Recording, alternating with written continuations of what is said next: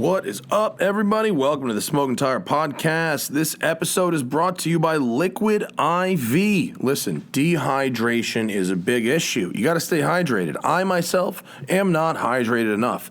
I drink coffee in the morning, and I don't take the time to drink all the water I need throughout the day, especially if I'm working out. If I'm working out, I really need to drink double it up, like at least. Here is where Liquid IV comes in. It's important to keep your body properly hydrated, and one stick of Liquid IV in 16 ounces of water is 2 to 3 times the amount of hydration as water by itself. If flu season's coming up, it lines up with your holiday plans, but Liquid IV can help support your immune system with increased hydration and essential vitamins. Perfect for staying hydrated on flights, long road trips. It can help with hangovers when you're having them extra holiday drinks.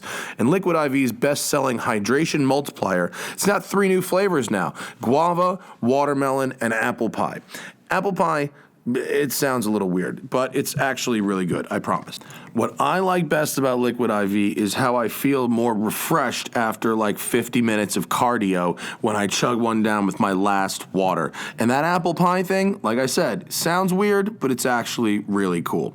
Liquid IV's got the optimal ratio of glucose, sodium, and potassium, delivering water and nutrients right into the bloodstream. It's the perfect balance to help you hydrate more quickly and effectively than water alone. Now, it's available nationwide at Walmart in the beverage section, or if you go to liquidiv.com and use code TST at checkout, you can get 25% off your entire order. That's 25% off anything you order from the site when you use promo code TST at liquidiv.com. Get better hydration today at liquidiv.com, promo code TST. Try it. I promise you will feel great, and it is delicious.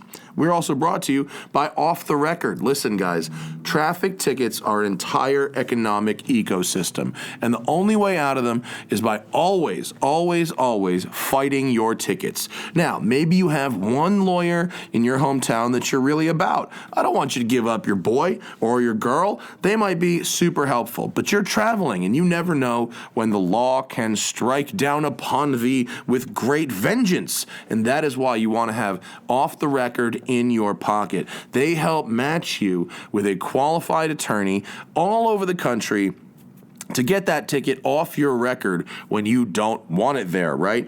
Off the Record has a great success rate for getting these points off your record. Even if you've already been convicted of a ticket, they can help that after the fact. But more importantly, guys, offtherecord.com/TST or download the Off the Record app for iOS and Android and type in code TST10, and that will get you 10% off all Off the Record services until May of 2023, okay? So you don't need to be using them now to take advantage of this discount code. You just pocket that, and then if you get pulled over later, you don't have to panic because Off the Record is there for you. Always fight your tickets. offtherecord.com/TST or code TST10 at the Off the Record app. Alrighty, on this episode of the Smoking Tire Podcast, Christian James Hand is here. This dude is killing the game right now. He is my musical tour guide. He's like a classic radio DJ, like the music, like the pirate radio film, where the DJ just really loves and knows about the music and just wants to share his favorite music with the world. And I love what he does. He just signed with John Mayer's management team, so he's taking this little fun thing he does to the next level. I love it. We're promoting the fact that I'm going to be joining him on Instagram Live to do a breakdown of 2 of my favorite Pearl Jam songs Friday, October 16th at noon on the Instagram channel Session on Air. But here he is, Christian James Hand on the Smoking Tire Podcast. How'd you doing, huh? How'd you doing, everybody? It's it's Monday, isn't it? It is Fuck Monday. me. Doesn't feel like a Monday. Feels like I worked all weekend. You did kind of work all weekend. I mean, let's be honest. It was a working weekend. Yeah, man. Christian is. We know who Christian is. He makes the music. He gives music more depth, right? He takes it apart to put it back together. That's about right. Yes. And he did such a good job. The radio could no longer hold him.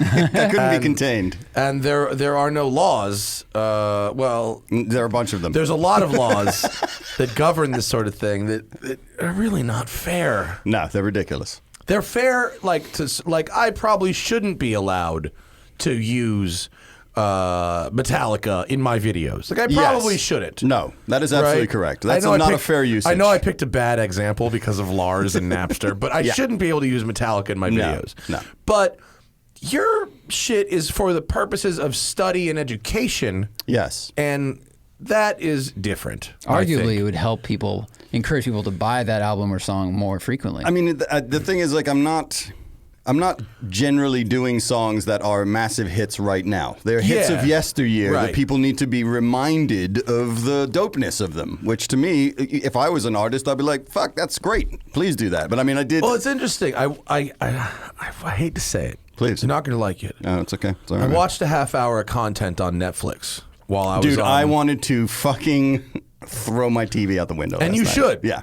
Did you watch? I watched the REM. That's what I watched. On speed I watched watch. Losing My Religion. I watched Losing My Religion. I kept dipping in and out, being like, this is going to get better. Right. They're going to hit an emotional fucking place. This is going to be great. And then it didn't. And then it just did nothing for a fucking full hour. There's another person who does a show that's kind of like Christian's show, but it's not as good.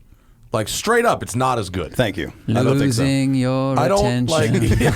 I'm not even gonna plug it because it's like straight up not as good. I put on my Instagram, I put the logo of it up yesterday, and then I wrote, this is like watching somebody fuck your girlfriend, period, badly. Period. And then left it up there for 45 minutes, and I was like, this is the kind of thing where this is going to bite me in the ass like a year later, so I was like, delete. But I put it up there long enough to feel better about myself. And anyone who's familiar with your work and who watches this show will come to the same conclusion. Well, thank you. But... This other show involves the artist. Yes. In the discussion. Yep. And it's more about like what were you feeling at the time kind of thing. Which but the one thing that stood out to me in it was to see Michael Stipe's visceral cringe. Yes. From literally hearing his own two voice. bars of his own voice without a band behind him. Yep.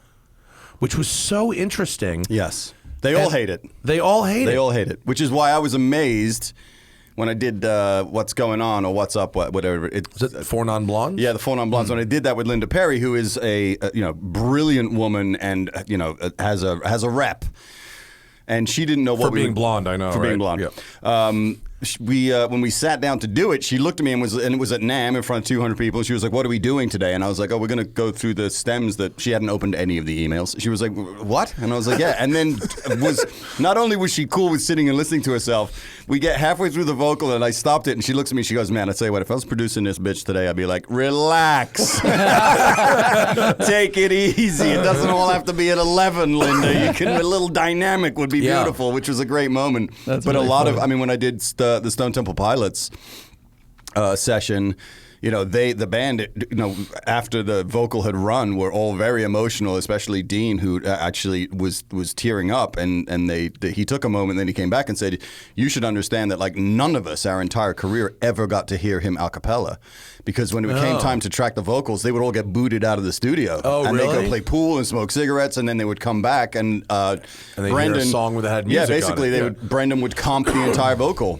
And they would hear it in place. So that was the first time they had ever heard him soloed. I'm not sure I've ever heard a Weiland. Is it great? It's his...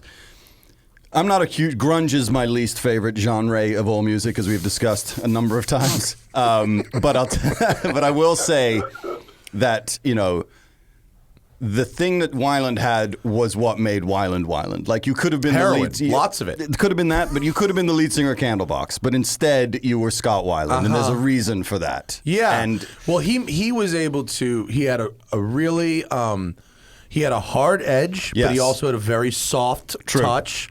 And he managed to do the megaphone thing that nobody else could pull it off. Yep. He always made the megaphone thing work.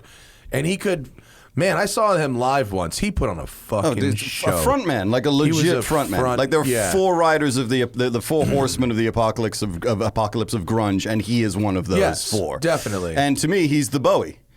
Oh, for sure. You know, like he's the Bowie the of it. fur coats. It was all about the fur coat, leather pants, no shirt. And his presentation, his ability to go soft and loud and to have that edge is all Bowie. And then, of course, Chris Cornell is the Freddie Mercury. Feather boas and shit. The whole thing. Yeah. The Chris crossover Cornell glam. is the Freddie Mercury. Right, right. Okay, so who's Eddie? Eddie Vedder is... Does he have a 60? I mean, the Pete Townsend is where the inspiration came from. Yeah, but I think he's not. He doesn't he's not do Pete that. Townsend. I think to me, he's probably closer to. He's like Lennon and McCartney in one guy. What about maybe Neil Young? Ooh. Maybe more like a Neil Young. A Neil Young is a good push. Is a good one. Yeah, I'd go with that. I'd label him that, which means and that. then would Kurt be the fourth? Is that who we're talking about for the four horsemen? I guess Chris Cornell, Scott Weiland, Kurt Cobain, and Eddie. Kurt Cobain. It's five really then because you have to put Lane Staley in there. Oh no shit. And Lane is. I mean, my favorite voice of all of them is Lane. Without a doubt. Without a doubt. I mean, I know that you're pro your boy, and I don't. No, it's not that. And but I'm pro, and I'm not pro my boy specifically because of the tone of his voice. Right. Although I do find it enjoyable.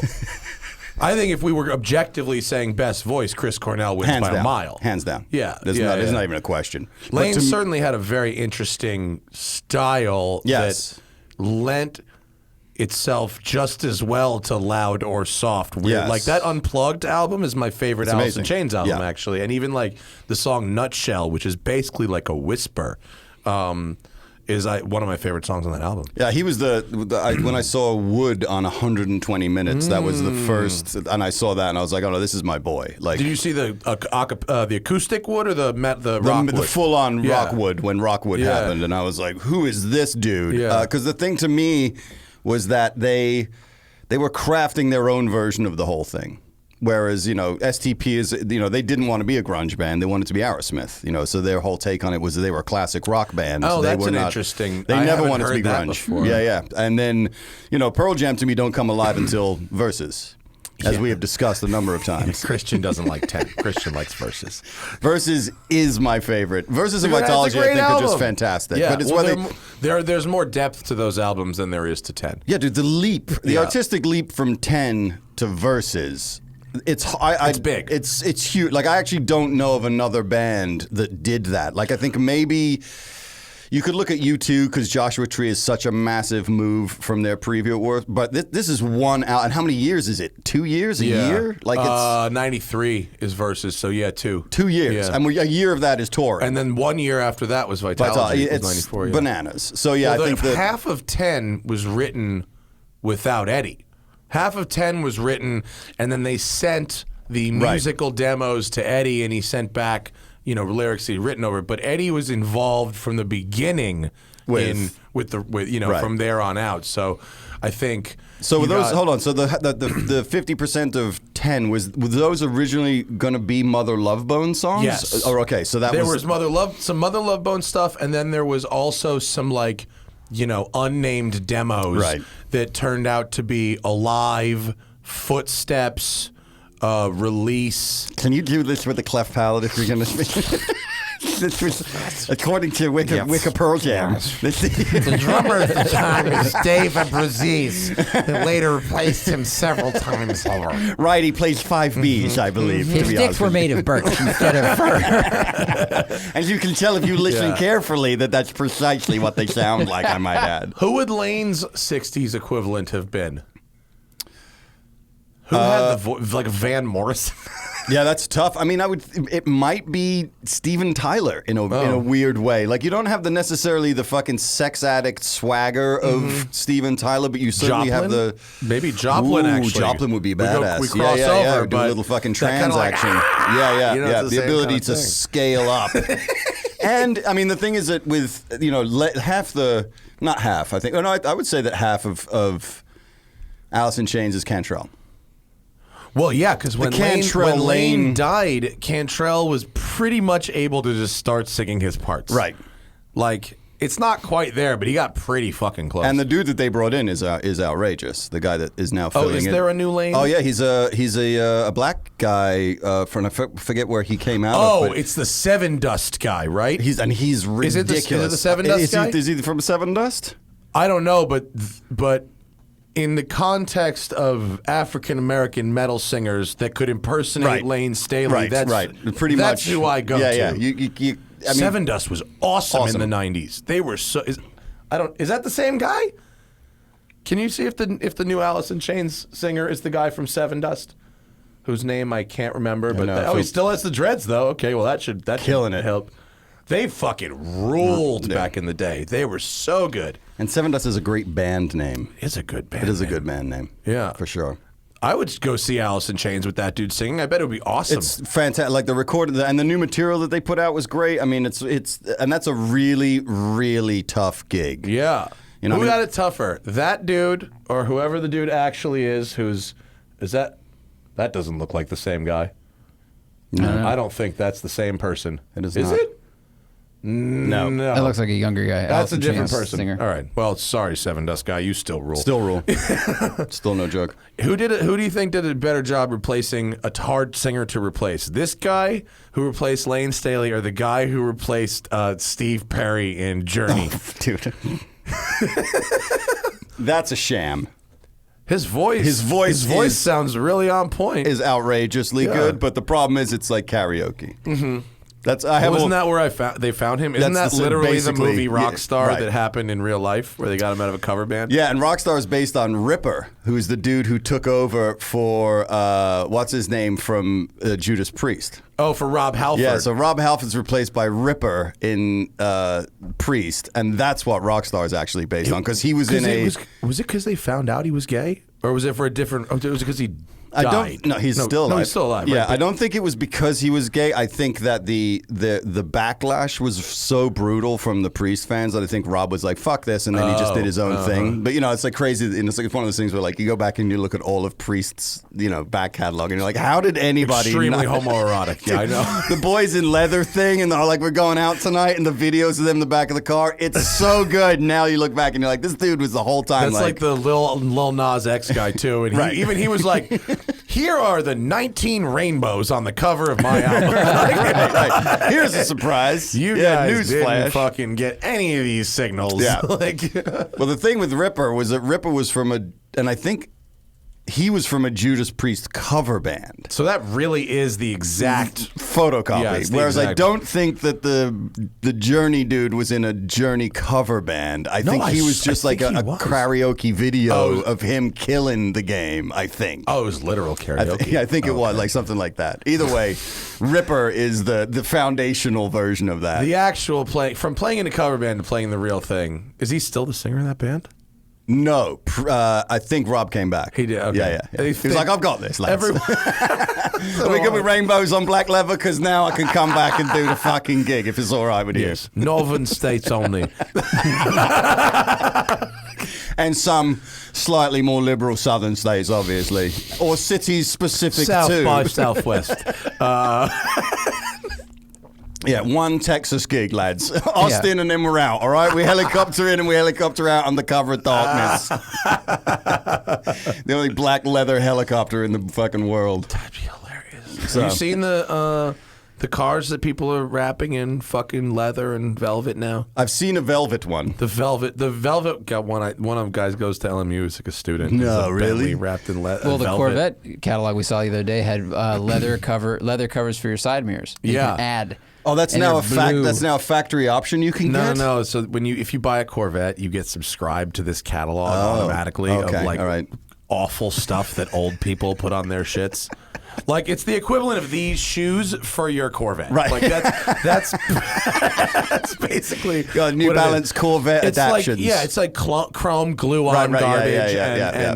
and the bras, like the leather bras, and they have these leather zip up mirror covers. They're speed lingerie. That's how else do people know that your Speed. mirrors are down to fuck? It you looks know? like what you've actually done is you just glued the heads of 2 golf clubs to either side of your actually car, does. right? Oh my god, it totally looks It like looks that. like, yeah. Would you like your side view mirror to resemble your Nine Big would. Bertha driver? Boy, do What? we have a product for you. And people are buying this shit. No, not so fast. No? They're not you buying have it? zero evidence that anyone has That's true. ever actually purchased Right. that. I've never $69 seen it in the wild. I've never been to. We should go, Zach. I think to one of those like maybe Corvettes at Yes. Carlisle, and just to see. just to cover Investigate. garbage like this. Right, Yeah. just to see what the add-ons are. Yeah, I'm what sure are the these are in worst stock. mods? Like, remember we went to that? Were you with me? We went to the what are they? The LX Fest. Oh yeah. The with the the LX platform. Are you familiar Sure. with this? This is the Chrysler 300, Dodge Charger, Challenger. Sure. LX Fest was down in El Toro, and I mean, boy, do people modify these cars. They modify the fuck out of these cars. And boy, did you see some real interesting choices. There's also they parked them like by color, so there was like 5 guys that all ordered a purple Oh, Challenger. no, did they really? They parked them by color? Yeah, they so it was did, like yeah. That's each of them thought amazing. they were individuals, and then Right, like right. parked next to the other person with the same spec as you. Like fuck, and it was orange. all That's this for stuff. that reason. Is why I never wanted to go to any DeLorean club gathering. Right. So, fuck, do I want to park next to 40 other cars Yeah. just like my unique car? Yeah. I saw a picture of a DeLorean Fest, and there was just like one bright red one. Oh yeah. And everyone was just like, is that the dickest move or the greatest No, move? I think if I had the red one, I would hang out Right, at the DeLorean. you'd be- Yeah, I'd you'd be like a that G, guy. Sure. Fuck you, Matt. You're fucking up all our pictures, bro. And you could find your car. Because if you've got an even number of DeLoreans, now it's got to be off centered somehow. Right, otherwise right. we're- Yeah. All the photos, you got to be in the middle, and you Yeah. can't have 6 and 5. A few DeLoreans were painted by dealers when they were new. Like the dealers didn't want to have like 10 DeLorean, and so they painted a couple of them, and then other ones in the mid 80s, rather than actually, because if you crash one, you can't Right. you can't Right, Bondo right. that. Yeah. You have to replace the panel. But people didn't want to replace the panel for like a small little dent or whatever. It could have been very expensive, and so they would Bondo them and then paint the fucking cars. Wow. Yeah, so you have some. They're actually, to be perfectly honest, like Zach, the black one. Black one's nice. The black, I think black it looks Yeah. really, Yeah, really really nice. does good. That's the- aged well too. If you had a black Yeah. one today, it would look pretty. That red down The red isn't bad. The red with the silver wheels, I Yes. think, is better than the red with the gold wheels. I don't think the red with the gold wheels works Look so how much. it sits so high. Well, so It's so high. what that is, what you're looking at there, the front, what I call the tractor suspension in the front, with that big fender gap there, that's for the U.S. Yeah. The U.S. had bumper height requirements. Oh, so all they that ruins the lines. yeah, all they did was they took the Euro height car. And the ugly fucking yellow one there, Yeah, Zach, with the real body bad. kit on it. It's heinous, but look at the ride height. Yes. That's the correct Euro ride height. So And then this to cherry go to- red one that's the American. Look That's at the that. It U.S. looks like a one. fucking 4x4. Yeah, That was like an so- AMC yeah. Eagle. They Like- all they did is put 2.5-inch taller springs. That's all. So all you have to do is buy the European springs, And then you're good to go. and then it rides at the correct height. So yeah, bad. but that was a fucking regulatory issue. Wow. Imagine Giugiaro. Imagine being Giorgetto Giugiaro and finding out that your car had to be sold like that Right. in a whole country, and that How big? citizens How of much that- taller is it? 2.5 inches. Oh my God. The citizens of that country, they don't care why. They just know that. What's wrong with the front of my Right, car? right, right. It's fucked. Like it's Shit actually looks jank. It it's really does look like an actually- AMC fucking Eagle. It Yeah. fucking does. It's terrible. Terrible. It's so bad. And actually, it makes you think that if the DeLorean had any kind of chassis structure whatsoever, a Safari DeLorean could be cool. Yeah. One guy built like a monster truck one. Literally, like, he built a monster truck with like a skateboard on top of Right. it and just plopped Glued it. Yeah, the yeah. fucking thing. It's not the same. Have you seen the AMC Eagle coupe? Like, it's a 2-door hatchback with a fucking 4x4 lift on it. Like, yeah, that. I mean, Yeah, it's the basically blue thing, that, yeah. but it's more hatchy. Oh, there, the tan. One row down. left. Yeah, dude, that thing. Whoa. Yeah. This thing, SX4 liftback. There's one of these rolling around. town with like a big fucking lift on it and a little short wheelbase. It looks awesome. That would look that's dope cool. with your boys that built the wheels that are on the Daihatsu. Those wheels you mean on the that, Delica? Yeah, on the Delica. Sorry, Yeah, those yeah. wheels would look sick. Yes, Black. 1552 Turbo Max on everything. Yeah, on Yeah. everything. But those are. It looks like terrible. a weird 240Z that's lifted, and it looks pretty good. It does. Be a good time. Since we started talking about those golf countries, Zach, people keep fucking sending me them. And it's like, no one does any math. Hey, I heard you talking about this. It's like, here's this one's a good price. I'm like, it's in Romania? Oh, yeah, it's like 1,500 euro, cheaper than the next cheapest one. Like, thanks. If like, it exists. If Yeah. it exists. Yeah.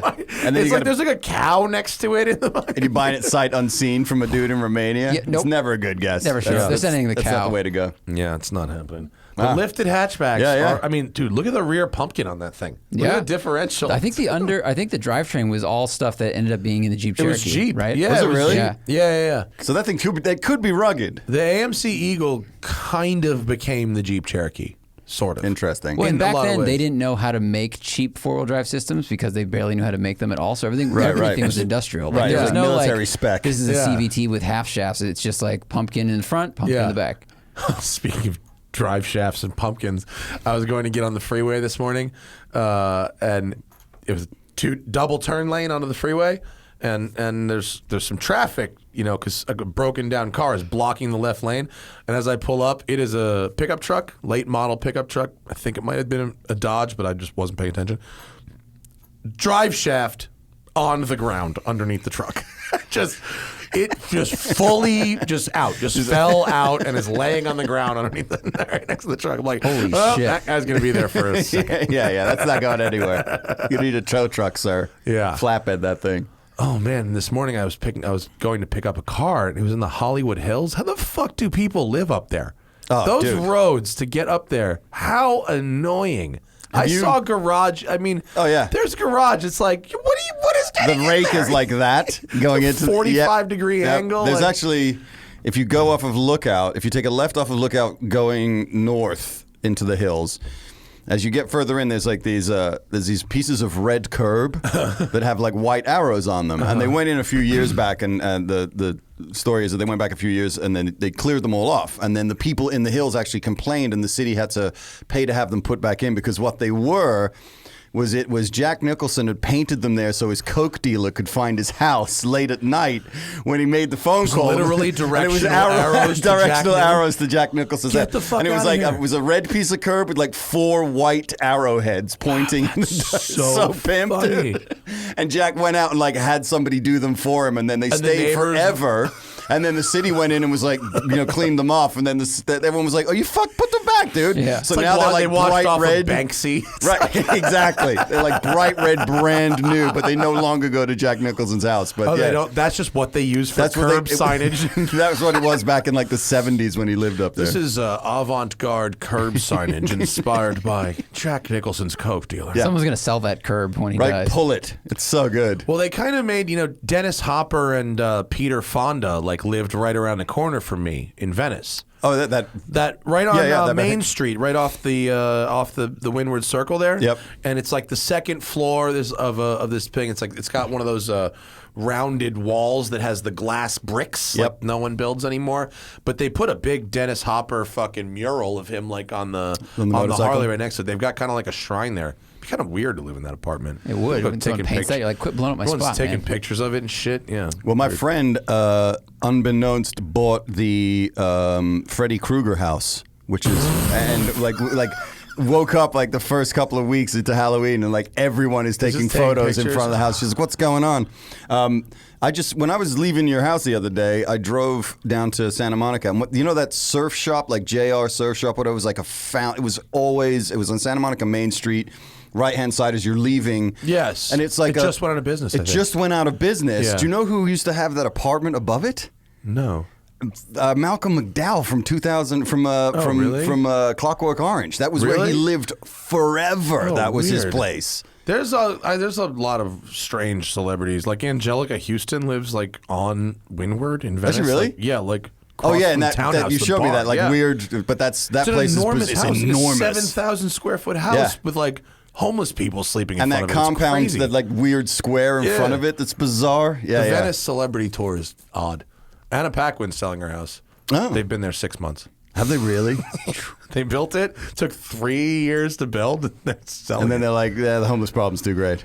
No, I think they wanted to go to the country or something. Yeah, Is well, there? a lot of people are doing that. Yeah, right. This is the Dude, weird. last year it was like, my parents moved out of a big house in the country to kind of they had trouble selling it, like, because everybody wanted the townhouses in the city, Right. walking distance to the Sure. restaurants. Yep. Well, dude, 6 months later, nobody wants any of that shit, and now they can't get enough of the big estates with 3 acres and all Yeah. that. It's just like literally like The complete whoop, opposite. 180, yeah. Yeah, my friend is getting out of Venice now because the only reason to live in Venice was to be able to ride around and go to restaurants and Yeah. do all that cool shit if you're paying that amount of money. Now you're under house arrest Yeah. in a $7,000 a month, house that you're renting. He was like, this is bullshit. I know I'm what out. you mean. But I like that we're doing good outdoor dining. We Yes. did some outdoor dining last night and with Big Chris, who was in town, and his wife. And dude, we had dinner on Washington, and it was it was fun. It was crazy town down there. It was a good time. Like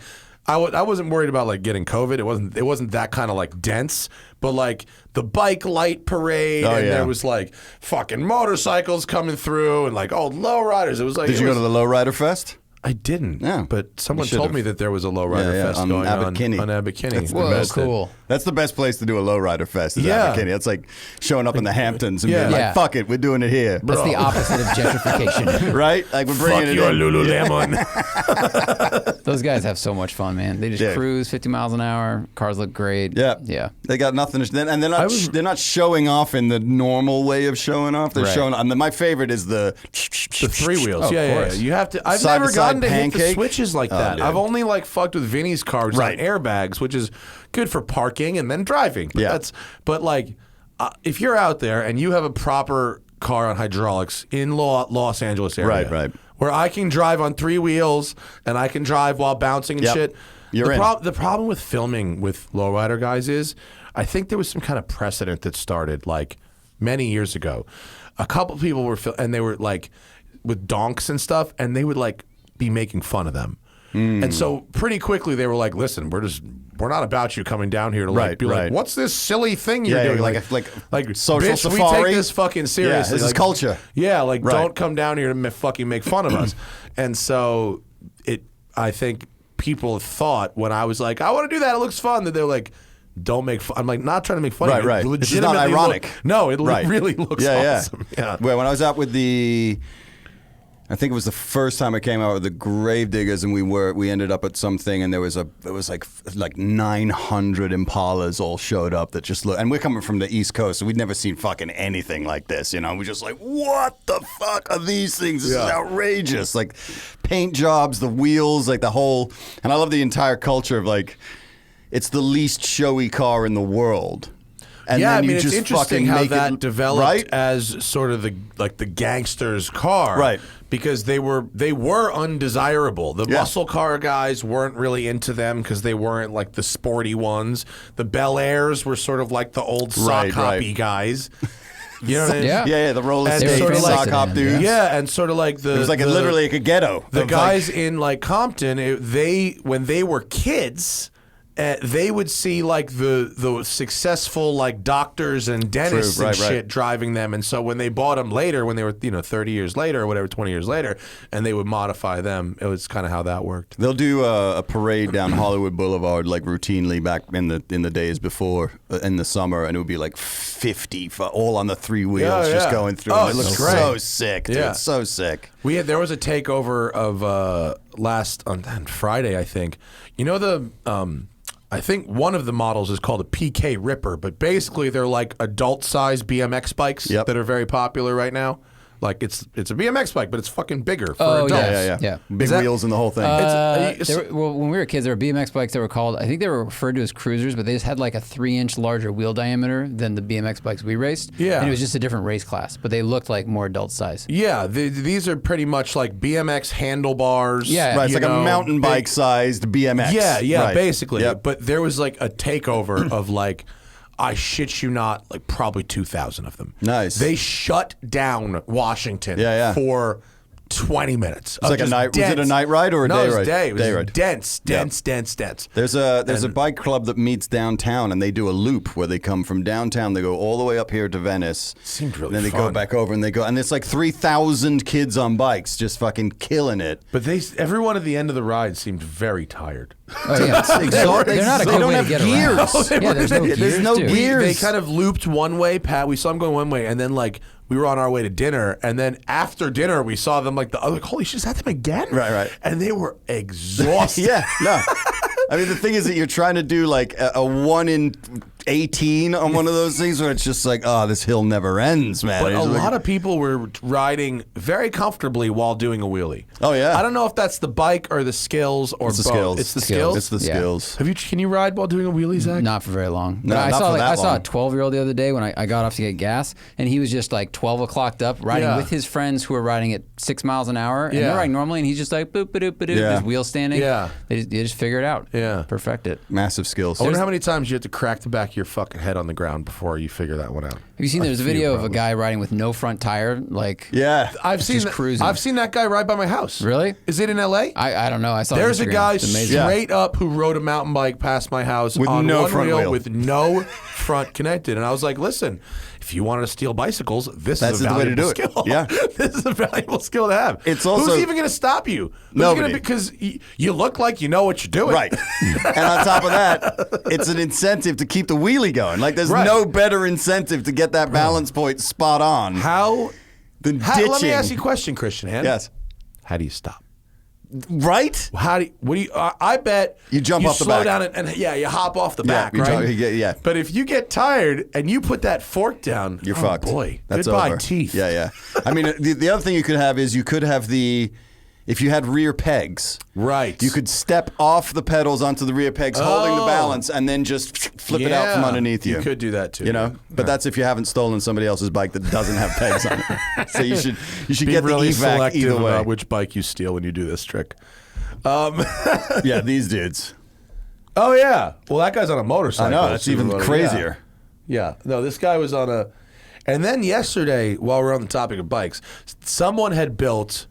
You know the Lowrider bicycles? Yes. They're very awesome. Yeah. They're very awesome. Somebody had built a Lowrider e-bike.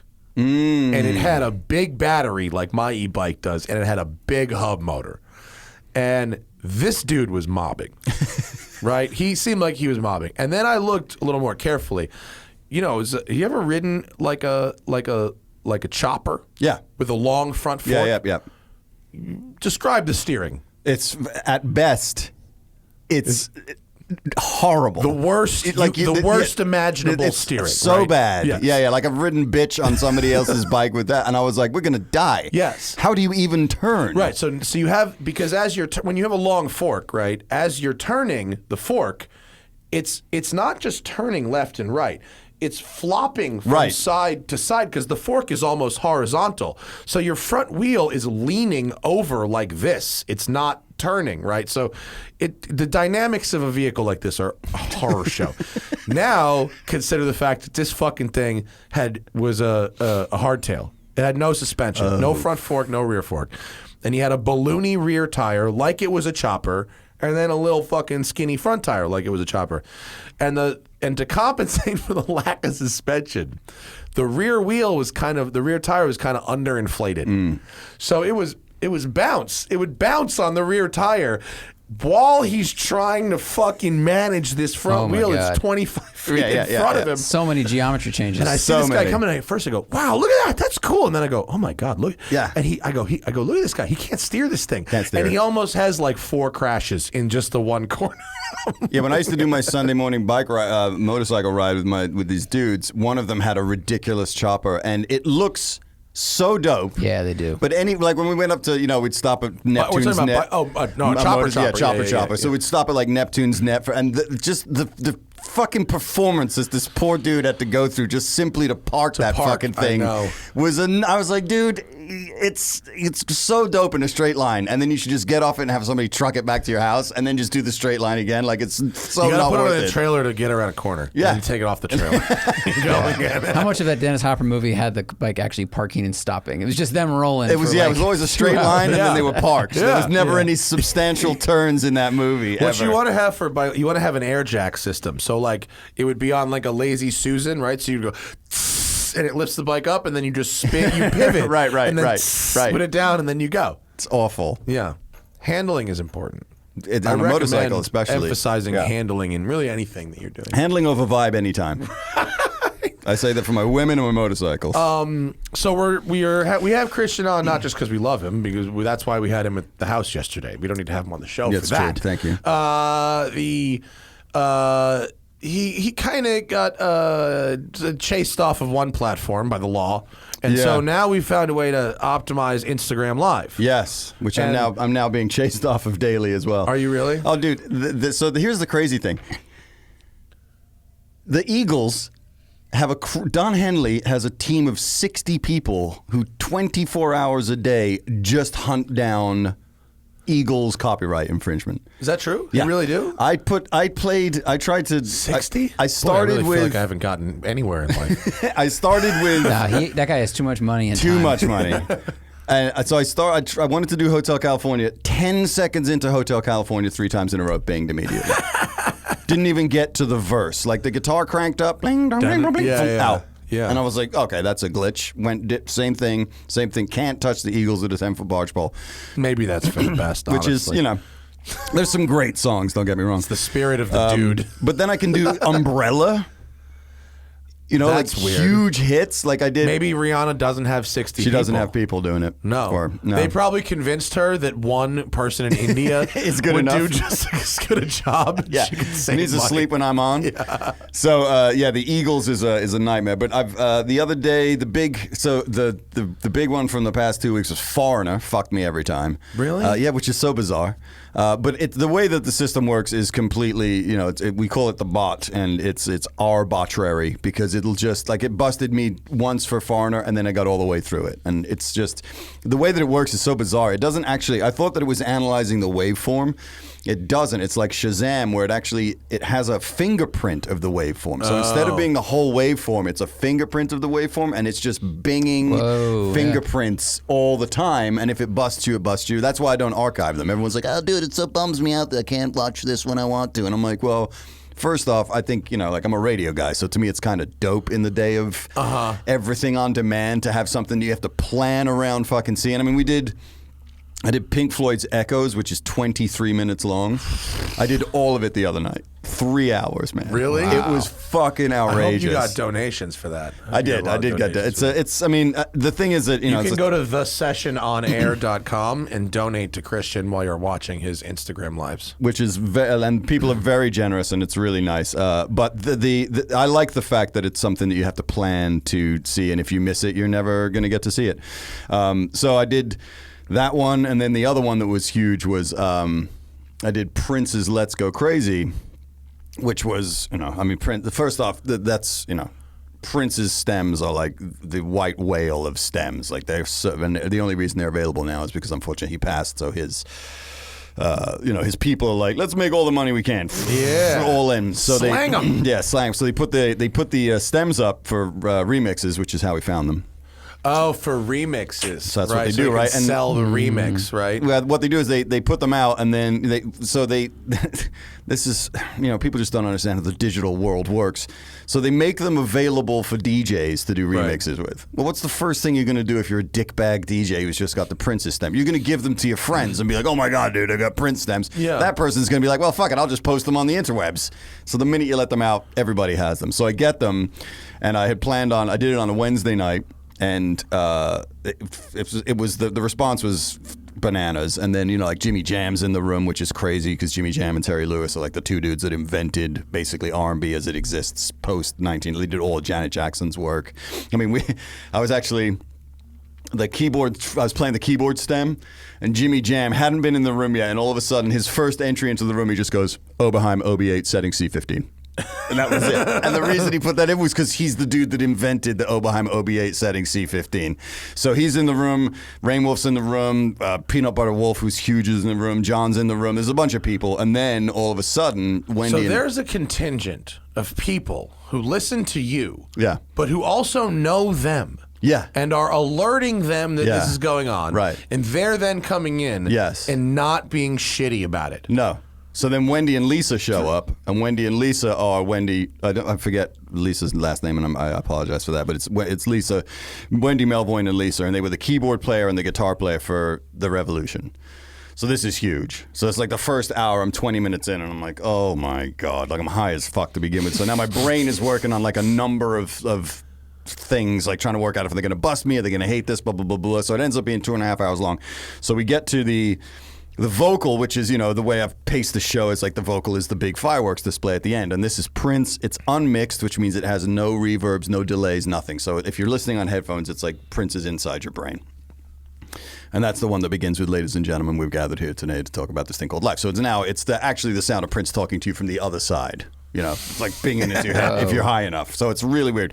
And then, amazing, but very, an unsettling experience. Plus, you can hear him like shuffling in the room, and you can hear him giving himself little notes, little reference notes, and blah, blah, blah, blah, blah. And then there's a lyric in the second verse where he says, pills and thrills and daffodils will kill you in the end. And you're just like, so you basically warned yourself. Well, but that was about there your the own... whole time, isn't it? It's in the Yeah, song. but like we've never Let's Go Crazy is a party jam. I Like, guess I guess I don't know the fucking lyrics of Let's Go Crazy. That's what I'm saying. Most people don't because it's Let's I know Go there's Crazy. the word elevator in there somewhere. The elevator gets you down and all that. But that's really all I know. The other one is the purple banana that he mentions in that song. What's the purple banana? The purple banana, I believe, is a reference to both his own penis and right. God. Oh. Because that's the way he talks about it, right? You gotta have some real confidence. I use the same name for my dick and for God. I mean, it's the most confidence. So we get halfway through like verse 2, and suddenly I see Wendy comments, and she's like, actually, Prince would have hated this. And I was like, space bar, like stop the session. And I was like, because I'm high.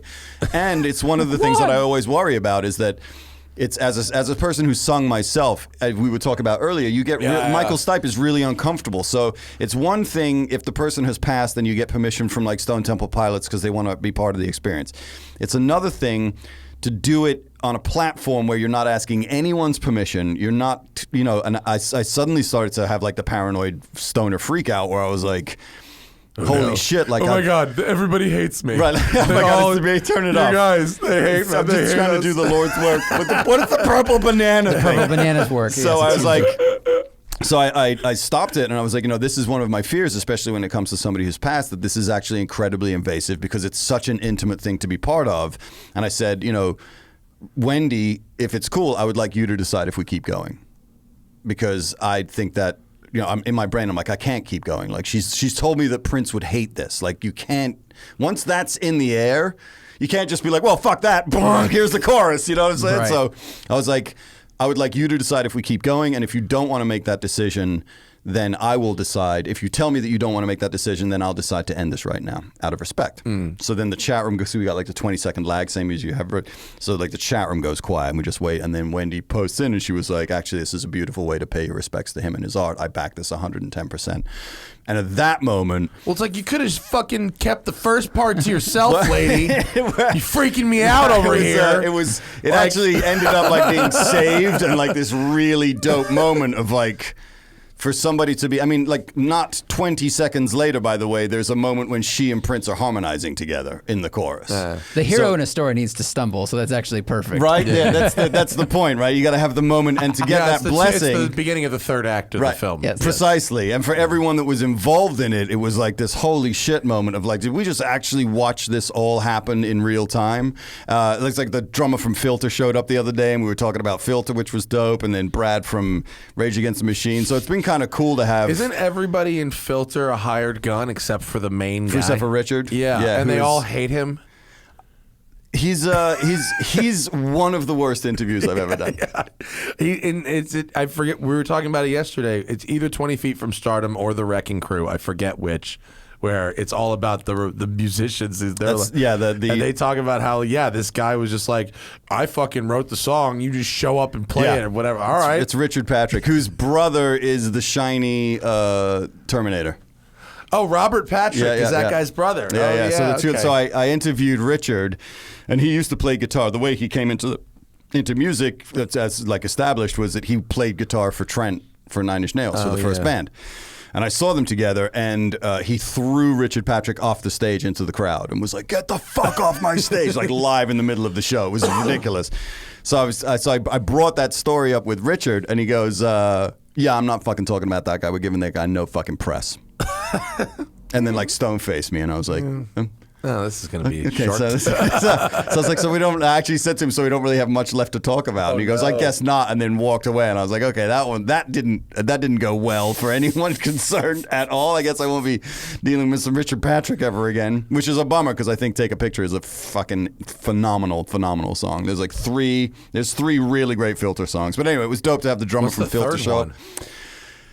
up. Trip Like I Do. No, I don't like that one. Oh, okay. So then what are the other two? Take a Picture. Yeah.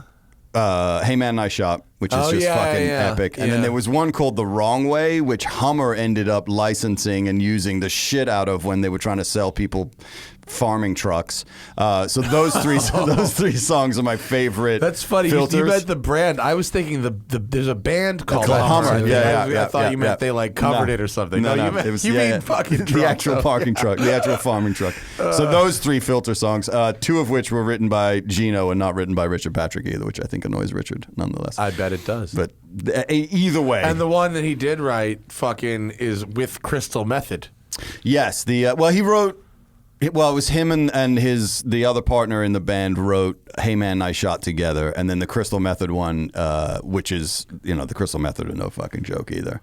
Have you ever seen? I think I might have seen them back in the day during the Prodigy. Yeah. Chris, Right. that whole the that Busy whole Child area. era. The Busy Child era. Yeah, I saw them at a club a friend of mine used to throw when they were like nobody knew who they were. My friend was like so far ahead of the curve, so he always had amazing people before they blew up. And the Crystal Method played at this club that I used to work at, and it was the two of them on stage, maybe a 12-piece.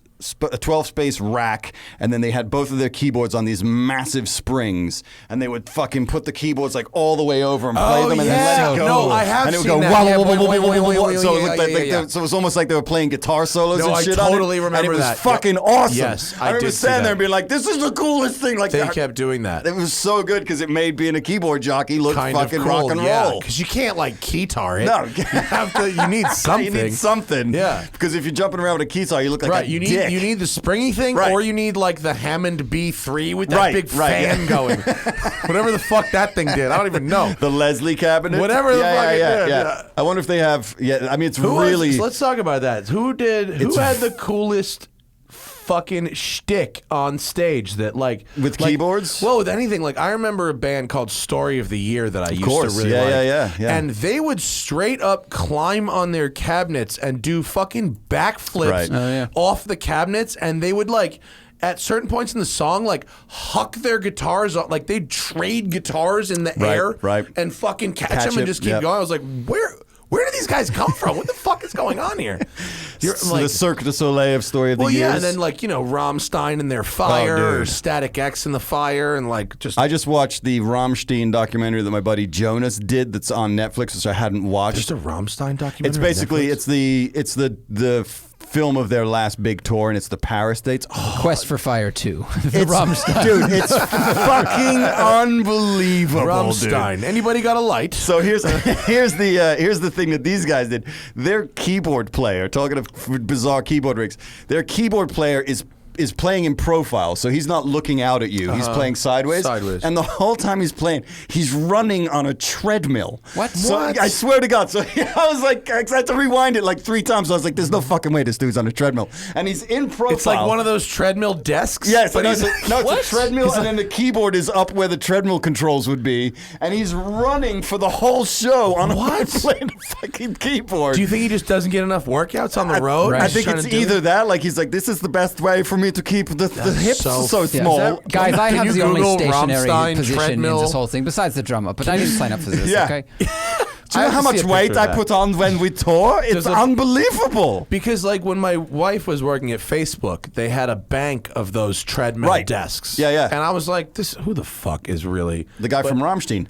Oh look, There, there's a there it treadmill. is. There it is. Holy Links 2, 3, shit. 4. He's That on a dude fucking is on a treadmill playing. We estimate. Look at that. Look at this. August He's 2019. 781 Flake has walked 781 kilometers on his treadmill. since 2009. Oh my God! You are not fucking kidding, are you?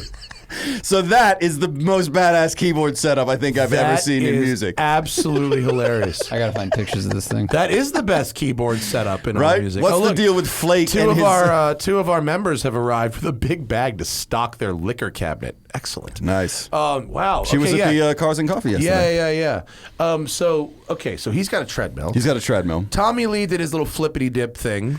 Beyond the flippity dip thing, he had the roller coaster, which was even crazier. That was off the fucking charts. Oh yeah, the roller coaster drum set. That's badass. Uh-huh. I still think my favorite. Look at him. It's Oh, wow. It's a So- full treadmill. His treadmill actually looks like it has like Tesla coils on it. Yeah. It's actually built into the floor now. Yeah. He's got it's like, so when he turns around, does he walk backwards? I mean, I wouldn't. One would imagine he would have to, unless the songs are coordinated on which keyboard, which is a possibility, and the treadmill changes direction. Well, the GIF we saw, he was walking towards the crowd, so I wonder if it's like an Four-way. omnidirectional shit. I mean, their stage like set the is virtual insanity video. right. yes. Yep. Dude, that guy fucking wins. Wins hands down. Like that's really, really, really cool. Yeah. And I like the roller coaster's good. I like John Davis's from Korn's H.R. Geiger microphone stand a lot. Yep. What else? I haven't seen the other like rigs that are like The other, not necessarily rig, but the David Lee Roth surfboard entry when he was in his solo project and he was doing the skyscraper, and he would have a surfboard suspended from the air that he would surf over the top of the whole crowd on. Oh yeah, that was fucking badass. Yeah, surfboard. If you Oh can my do God, that, that's so great. Look at him right there. Yeah, Just dude. fucking flying on the surfboard. Oh, it's so funny. That's a Straight. very good David That's Lee very Roth good image. You know, but Eddie did do the Tarzan swing guitar solos, which were fucking badass. Let's Who not was it forget. that had the drum set that just rotated? That's like a Tommy Lee. 360? Tommy Lee did that, and That then is pretty the up upside there, down dude. one, but then he That's had pretty one that he rad. put on tracks. was on a tracks and actually was like a roller coaster. Oh yeah, no, that shit was bananas. Went out over the crowd look and the at whole that thing. Tommy Lee roller coaster drum set. It's fucking nuts. Tommy Lee wins, I think, for crazy. Oh yeah, there it is. Look at it. It's fucking ridiculous. That's his drum set. That is Oh very my God, he is big. the best. Tommy Lee fucking rules. I mean, dude. if you get to the point, and I mean, look, Oh my go God. down two rows. Look at that How one. big it Look, is. that's how big it is. It goes out over the fucking crowd. It's an entire roller coaster for his.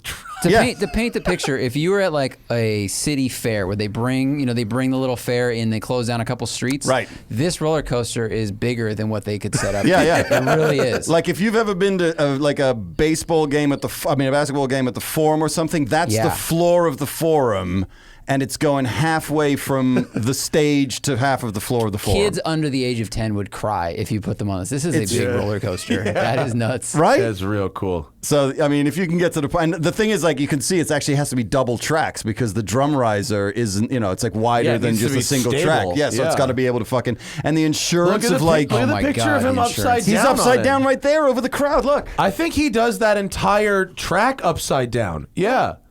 Yeah, he plays the whole. He That's think he so does the whole rad. track upside down. That's so badass. over the crowd, upside down. He wins at life in a couple of ways. Yeah, that's he really good. does. That's the Except Tommy, for the Hep C, otherwise he's really ahead. That's the Tommy Lee rainbow, and at the other end of it, there's pussy instead of that's gold. fucking nuts. Yeah, That's, I think that's the best rig I've seen. As far as chaotically ridiculous drum rigs, that is really. I mean, Travis Barker had a stab at it, but his was the same sort of like round thing. Nobody's ever done the fucking roller coaster. Everyone was like, "Fine, like we're out. Like, what do you do next?" You remember It's in Airheads when he said Look. he wanted?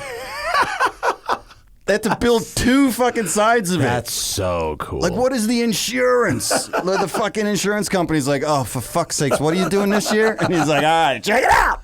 That rig is nuts. Outrageous. Absolutely nuts. I mean, if you have the money to be able to make that happen, God, what does that cost? Oh, It's dude, gotta- right? And then it has to be you have to be able to break it down and rebuild it in each city as you go. Oh no! Some of the headlines of those articles say he got Get stuck Of upside course. down. Of course you do. I mean, like, it's being built by, fucking locals. There's like 2 guys overseeing the entire thing and the rest of it's That's local help. hilarious. Is that union? Is this a union gig? Do you have a union roller coaster guy? That's fucking Wow. awesome. So that is between Yeah. the Rammstein fucking the treadmill. the treadmill and then That's crazy. I was watching. I've I was really like, not seen that one before. ever before. It's brilliant. The only thing that would make it better would be if the treadmill was actually powering the keyboards. If it was on like, if he stops moving, everything just. This is going to be a carbon neutral performance tonight. Just the keyboard department. Everything else is burning dinosaurs like nobody's business. That guy's just offsetting the diesel fuel that they're burning on Yeah. the stage. It's like, first off, I'm vegan. Secondly, I power my own keyboards mid the treadmills. Okay? Like, why do you play and with these there's a guys? hose- Because the composure is just unmatched. and we light my thoughts. It's a methane sucker right here. Oh God! But I saw it's- a bunch of questions from folks. who were like, We should, fucking over there. real quick, we should explain what Christian show is for people that haven't heard it. I feel like we started that and we kind of like got lost. Yeah, go for little it. bit. I have to. You explain. You explain it. Fucking show. It's the worst elevator pitch in the universe. I do look a little bit like I might be a UFC fighter in this picture. Yeah, I'll go with that. You know, there's- like a you got small little- one. Like I'm welterweight. Like I'm obviously You not could going. be Conor McGregor with the right accent. By the way, record of the year, not record of the year, song of the year. Did I send it to you? The Idols. Song of the year is Idols. Idols? Yeah, the band is called Idols, and the song is called Grounded. It's fucking epic. Is it a new song? Yeah, it's brand new. It's a punk band out of the UK. It's outrageous. So it's Idols, Grounded, and then my album of the year, if you're looking for new music, is Nation of Language, which is an absolutely horrendous band name. But anyway, Nation of Language. So what do? So I have access through various pathways. Portals to the master recordings of famous songs that you all know and love or become completely bored of or didn't like to begin with, like bass, drums, guitars, vocals, and everything. And I walk you through them, playing each of them independently and then against each other, so you can hear the majesty of amazing music. And that's what I do for a living. It's really interesting because when I started listening to your show, there were songs I didn't like or thought I didn't like. But what you do is by playing each track separately, then when I hear the whole song together, which you obviously play at the end, you actually are able to pick up on those individual pieces. Whereas when you listen to it beforehand, Right, it's just a soup. it's just a soup. Yep. It's the song and that's the soup. And now it's Yep. like I've tasted the carrots and I've tasted the beef and I've tasted all the things separately, and I can really hear the nuance in it and like almost direct my hearing to those tracks, even though it's all playing at the same time. It's really interesting. I don't know if there's another. So first off, there's no other art form where you can like demake the art, right? I mean, it's if I can put it into your terms, it's like the equivalent of taking the car to pieces. Like Yeah. you can't take a painting and unpaint the painting. You can't unwrite the book. You can't unmake the movie. Music is the only art form where you can take the entire song and then break it down into its requisite pieces, and then each of those pieces has a story and blah blah blah blah blah. But like one of the things that I didn't realize that I was doing is by breaking the song down into the tracks and then putting it all back together, I'm also teaching you rudimentary EQ. Because everything occupies a certain EQ place in the mix. That's what mixing is, right? Mixing is solely like EQ control. So if I teach you how to hear a hi-hat by highlighting just the hi-hat track inside a drum trip, when you then hear the song, you'll now hear that which is in like, 100 kilohertz or whatever the fuck it is. So you can. So That's what when I'm you start to lose me when it's at the when you start when it gets talking about into the this hertz. bit, yeah, when Yep, it gets hertz, yep, when yep. it starts, that's when it Then you starts to start hurt. talking about the hurts. So it just sort of teaches you, like, people can now like I'm a huge basses are my favorite part of any song, and people can now hear bass lines in other songs because it's also a transferable skill. Yeah. Because once you know that that's where the bass sits, you're like, oh, there's like a that's like the mixer has put that in a very specific part of your hearing. Because I've done this for a job for so long, and I think part of the autism, like my parents were saying that I was a kid, I could do the same thing. I could hear instruments doing their own things inside the mixes when I was a wee lad. But I think it's one of the really valuable things because I think that is what allows you to re-experience a song that you might have thought sucked, but to find something in it where you're like, oh, but this drum track is fucking sick. It allows you to sort of like push the song out of the way now to hear the cool thing that you heard in the drum track that got highlighted. Yeah, I got to greet my own asshole self because I'd be like, why is he analyzing this song? And then I'd listen to the thing and go, oh, that's why. Shit, yeah, All damn right, it. well, And then the I other gotta thing is listen to it's Van really Halen cool. now. Right, because Van Halen is now, Alex Van Halen's dope. And the other thing that's cool is that, each of those players is usually a person. And then each of those people have their own stories. So the song itself is like 5 books because each of those tracks is its own story with its own players and the other people that are involved. So it kind of the way I put it is like it makes the song like a 3-dimensional creature. It's like no longer just something you listen to. There's all this other stuff. And then when you get like cool stories, those poke their way through. Like in the Clash's. Rock the Casbah, there's like which is Mick Jones's digital watch, and they just mic'd it up, and now you can never not hear. Yeah. So you can never not hear the Dixie go off in the middle of the bridge because you're like, that's Mick that's Mick Jones's digital watch that they fucking mic'd up. That's really funny. So there's all these like little things that then poke themselves through the song and then give you additional reasons to give a fuck, which is ultimately what I'm just trying to get people to do, really, is to care about music in a way that I think people, other than fans. The passive listening is what's kind of ruining everything. Like the walking through a fucking mall and hearing it, and going to a restaurant and hearing like this burble in the background and all that kind of stuff. There's not a lot, and I don't want to say there's none because there is some, but there's not a lot of new music. And I hate to sound like a fucking old shit person, but there's not a lot of new music where I feel the need to appreciate the bass line or anything like that. It all sounds kind of processed. Yes. Now and to me in a way that it doesn't. I'm not like being like, there's humans behind that I want to like, hear that pulled out. And maybe that's just because I'm like, no, I think old that and shitty. But I think that, my like part of what I'm doing currently is like trying to work out like what happened to music, really. And I think that part of it is they removed the fucking professionals from the middle. Now you can just make that shit in your house with a fucking MacBook. So there's a couple of things. You've got that, right? You've got the access to the technology that allows you to do it. But the same thing, like you could give people a bunch of fucking paint and they're still not going to be able to do a Picasso. But I think that what did happen was that, as with each generation, you got another hyphen, right? So suddenly you had the Beatles, which was Eddie Cochran plus, and then so now the next era of music was like, okay, so it's the Beatles meets Led Zeppelin, and then you went, okay, so it's the Beatles meets Led Zeppelin meets the Clash. Okay, it's the Beatles meets Led Zeppelin meets the Clash meets fucking the Cars, and then the final fucking one was Radiohead. And once you have it's this plus this plus this plus Radiohead, now you're done. Because Radiohead are the ones who take, all of the technology of the Nine Inch Nails and the Kraftwerks and all of that stuff, and they make that the principal instrument of the music. And now you've got the last of the hyphens. So now everything is just a hyphenated version of something that's already come before it. All of the lexicon is based out of something that's already happened. Well, like, you that's see it grunge. in Cars too, actually. You see it in Cars because, like, the more we get into an optimized aerodynamic shape that is done mathematically by computers, the more cars start to look the same. Right. Exactly. If ultimately all manufacturers have the same goal of fuel efficiency and aerodynamics, right? It's and everyone has roughly the same knowledge base of history, right? This is how you end up with cars and that between the front and rear bumpers look exactly the same. And I would imagine that once you start to talk about removing the combustion engine, it becomes even more homogenized, right? Because all you're going to do is just have an electric motor that gets faster or slower than others. Well, I think yes, actually but- we're going to go through a period where things look a little bit different because you can package things differently. Yeah, That's I why think the they're going to Lucid take Air, advantage of that for a while. That's why Okay. the Lucid Air looks pretty interesting. Right. But And if- why the Taycan, is I able love to have that. a very low Yeah. cow. And, Tesla Model 3, for instance, if you sit in a Tesla Model 3, the dash height of a Tesla Model 3 is like the dash height of a McLaren. Oh. It's very, very low, which is a very nice thing. Right. You get you could see fucking right in front of the car, Right. which is really nice.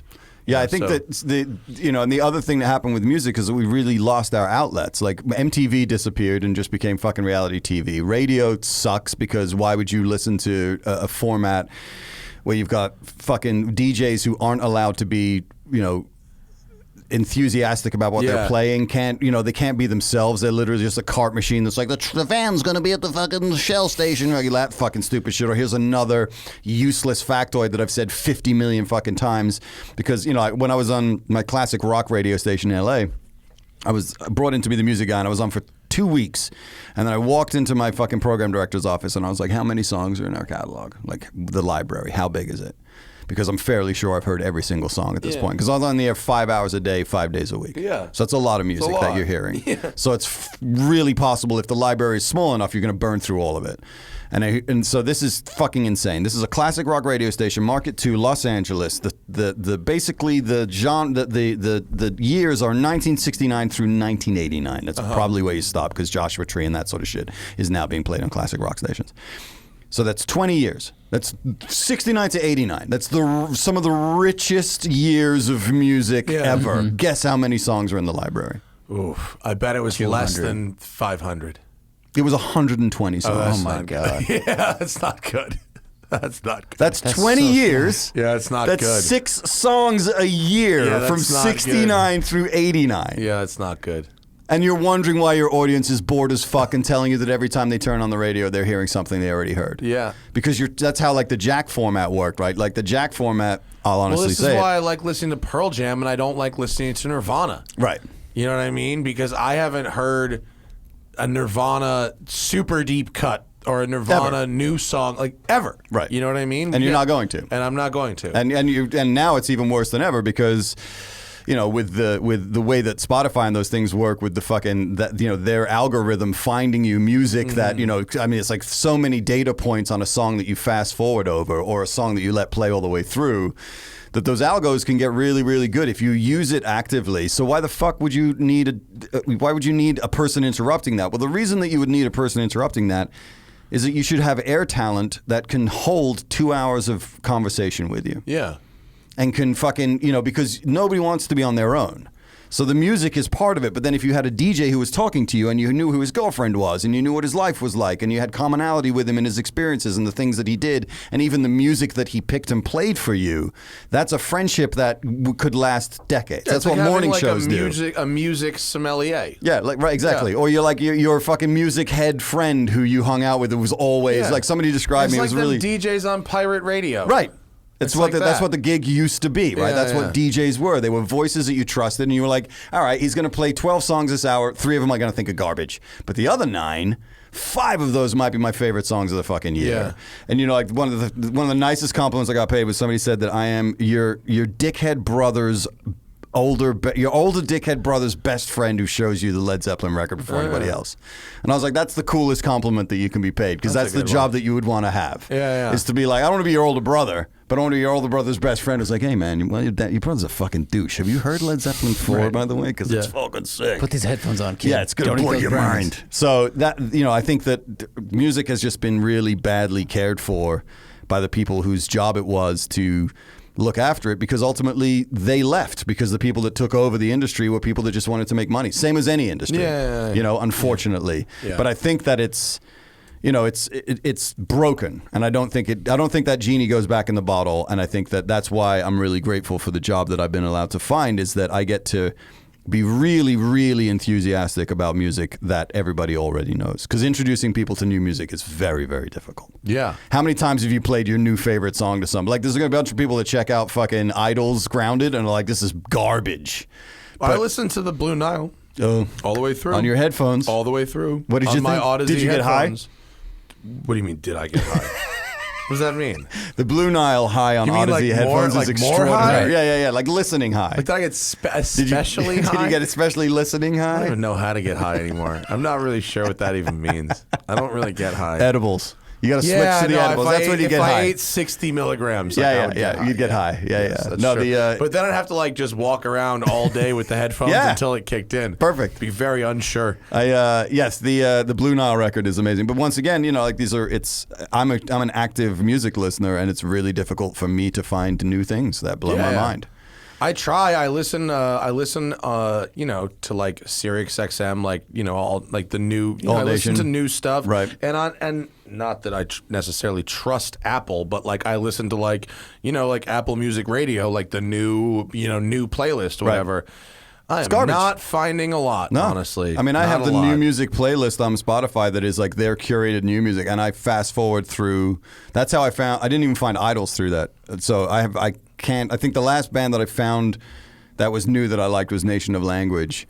And then the rest of it is just like, it's the same fucking thing. Because I also know the people at Sirius, and I know who curates those lists, and unfortunately they have personal taste that's why everything sounds the fucking same on the Well, channel. that's not surprising. But at least I try, but it's Right. very It's difficult. very difficult. To find. So to it's find new much music, easier yeah. to get people to re-engage in Toto's Rosanna than it is for fucking Yeah. people to give a shit about the new thing that I like that everybody fucking hates because they don't like That's probably sounding true. new wave. That's probably true. Yeah. So I get to really do. Let me find something about this song you didn't think about before. Is easier when they already kind of know that the band has been like vetted by several million people. And I mean, that's why the Bronco looks like the Bronco, the new one. It's like, hey, remember the thing you liked? Right. Yeah. This looks like that, but with some new shit that we'll show you. Yeah. And that's because people are either going to stick around because they hate it and they want to find out why they shouldn't hate it, or they're going to stick around because they liked it and they want to find out why they should like it more. Yeah. And that's why the telling of the stories is so vital in the experiences, because to me, the stories are now the things that people don't know. Yeah. I think I stick around because I wonder what you found in that song that I didn't hear the first time I listened to it. How often does it happen that you go, oh, that's pretty good? It happens the most when there's one or more parts of the song that sound absolutely nothing like the finished product. Right. Like the bass line in Rio, Sick. or all of the impression that I get. The parts of the impression that I get, all those musicians are playing completely different songs. Yeah. None of them. And it's amazing. It's weird because when you hear that song, it actually sounds fairly uniform, Right. and it's not at all. It's a fucking disaster that works out somehow. Yeah, it's a beautiful It's disaster. all over the place. Yeah, that's my favorite. The one of last week that blew my fucking mind was the Thomas Dolby keyboard track on Jukebox Hero from Foreigner is one of the most extraordinary. Thomas Dolby was in Foreigner? No, Or so just Thomas played on Dolby, that? if you go on Wikipedia and look at Thomas Dolby's 80s career of playing synths on other people's shit is because he was the dude. Yeah. Because this was back before you like dialed up preset 19. This is when you had to like make it do things, like get to have like a Suck on that tube. That's to get to have like a scientific knowledge. Yeah. So they found him busking. Dolby with a D, Zach. Not as in the Dolby. sound. Yes. They It's in found him Dolby. busking, and then he ended up becoming Robert John Mutt Lange's. He played on all the Def Leppard shit. He played on the Foreigner stuff, and his fucking 80s catalog of like, that's his. Go to his as a session musician. 11-2. Go down further. One more time. 11.2 There you go. as a session musician. Okay, he is on a lot. He's on a lot. Obviously himself. Yeah, that's keep- his singles. Keep going, Keep going down. keep going. Other collaborations. Oh, here's the list. Keep Thomas going Dolby down. has worked with the following artists. Holy shit, it's a big fucking list.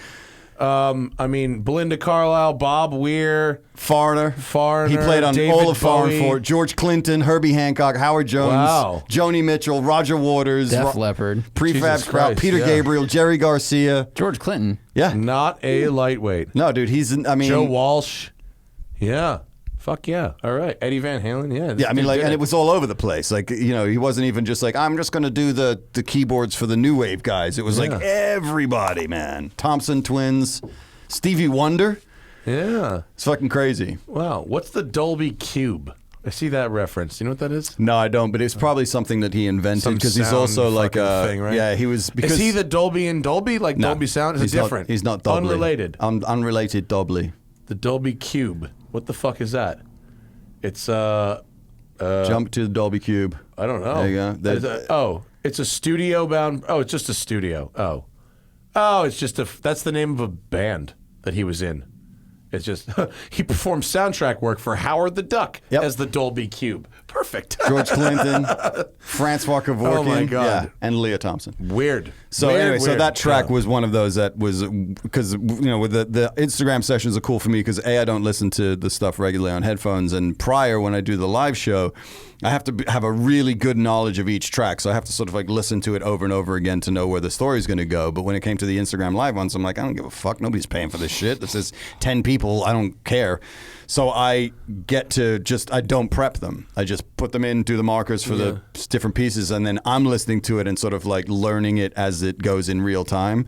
So as all of us like discovered this ridiculous Thomas Dolby keyboard track inside fucking Foreigner's Jukebox Hero that is like top 3 greatest surprises out of all of it. And I've done 260 songs in COVID.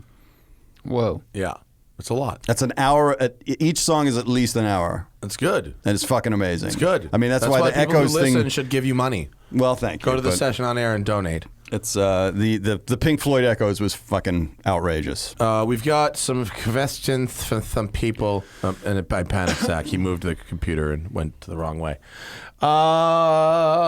Get in the super chat if you're with us live. We will be here for the next 20 minutes. Champe?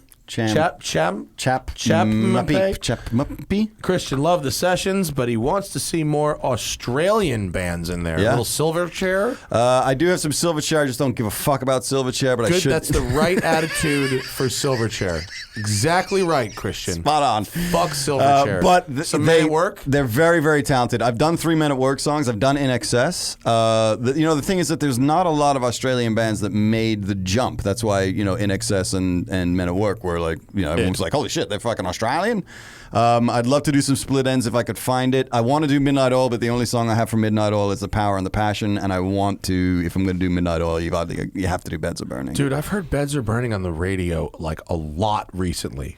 Well, it's a lot. It's fire. It's fire. It's a good fucking song. It's a great song. That whole record. Oh yeah, is, it's probably playing it because the fucking the world's on fires. fire. Yeah, That makes sense. That makes sense. Nailed that down Did you for do you. Down Under? I have done Down Under. I've done Overkill. Is it on the archive somewhere, or is it radio? Yes, It is? it's on the radio archive. I gotta go listen to the It's radio archive Down so Under. good, I and like Down Under. also a tragic story. Oh yeah, I With the remember keyboard that. player. Yeah, it's very sad. That was in your line of depressing ones, wasn't it? Yeah. Wait, which other didn't you play it live? Did you play a Men at Work song live and tell that depressing story?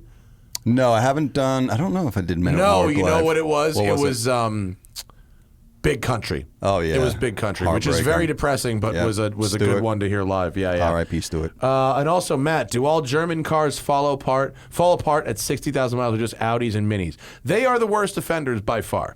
But every German manufacturer knows that the first owner, like a lot of major componentry, needs to make it through the first owner and like halfway into the second owner. Oh, Like a lot of these cars, like the Zach's BMW, good example. Right. Plastic water pump needs to be replaced at 100,000 miles.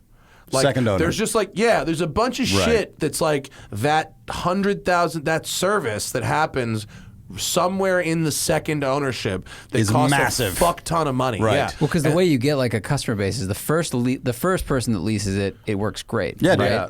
And the second person has very few problems. Right, and it's right, just right, that right. It's too few for them to get turned off, but they're like, God, I love this car. Yeah, They that's get a little smart. discount, and that's how you get them. So I'm at 40G on my Mini right now. So what you're saying is I should parachute out of that and get it something else? I mean, Minis, it's not that it's going to fucking leave you stranded. Right. But they develop rattles and stuff. And so, Yeah. What are you willing to put up with? True. If someone wants to donate to Christian at the session on hair, he can get himself a new Mini. Or a Merlot Broham. I don't know. A Red Moped would like me to ride Harley's electric bike, the Live Wire.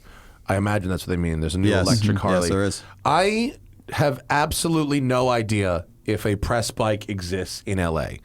I will make a note to try to find out how to do that and I would like to. I would like to. I will say that my problem with electric bikes is that half the reason that you ride a motorcycle that's really loud is so that the pipes stop you from being killed. I understand that Like a logic, highway- but you can go the other way where you stay invisible, and so you have come and gone by the time they even notice you were there at all. Like, So the answer is to be traveling way faster Yep. than the problems. Yep. Exactly. You have learned. It works on my Vespa. Yeah.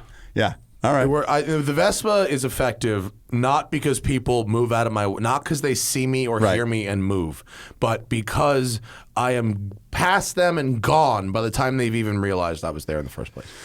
Yeah, I mean, that's one approach. That's how I justify it. I'm good not thinking. saying it's right. No. It's- I mean, it's the right way, the wrong way, and the way I thought. I watched the pipes on my fucking. I watched the pipes on my bike save my life probably 20 or 30 times. Okay. Because it was just fucking. Had I not been able to go wah and scare the shit out of somebody, they would have just blithely meandered in and killed me. So I'm really the electric bike kind of scares me for that reason, especially at like highway speeds. Like one guy went by me on the whatever that LA based electric bike company is, zoomed by me. That was on a Zero, and they zoomed by me, and I was shocked by the fact that suddenly there was a blur in my peripheral vision, but I didn't fucking have any clue. I mean, that it happens existed. with like electric cars as well. I mean, True. electric Yeah, cars yeah. It's a very good can point. come out of nowhere, Yep. easily. Yep. Yeah. But I would still like to have a go. Yep. I like my electric bicycle very much. You do. Weir and Felt, what's up? Wants to know Christian's watch. I'm doing the Bell and Ross today. So This Bell is and my, Ross, this is my that a current BR01 yes. 93 or 91? This is the 93. I think. Yeah, Yep. BR01 93. It's the one that looks like a helicopter gauge. Love it. Carl Vogel just likes our shit. Michael Ross wants a book recommendation for someone starting a business. I read The E-Myth Revisited, and I really liked that one. I also read The 4-Hour Work Week, and I don't Tim necessarily Ferriss. Tim Ferriss, and there's a few good points to be made in there.